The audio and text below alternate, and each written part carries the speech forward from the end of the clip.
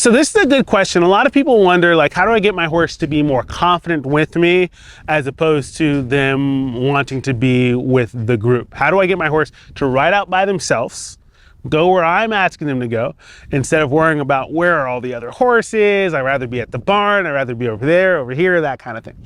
So, and I'm gonna give you like the kind of simplicity of it, is basically you have to make going out with you like the best option, right? Like that's a good thing. That's where you got to make it desirable to your horse.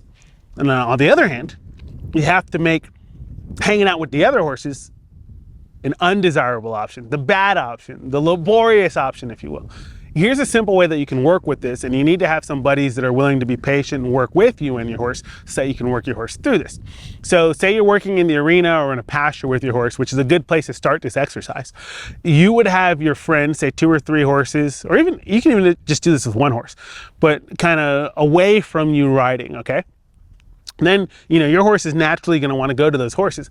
Let your horse kind of drift to those horses. Don't let them get uncontrollable or take off. But the moment you get close to those horses, while they're riding, you're just going to start trotting circles around them. I mean, make them work. Like work around, circling around those other horses. Work, so that you're teaching them that, like, hey, you can go to these horses, but when you go to these horses, you're gonna have to do a lot of work. And so what's gonna happen is they're going to begin to associate those horses with work instead of rest.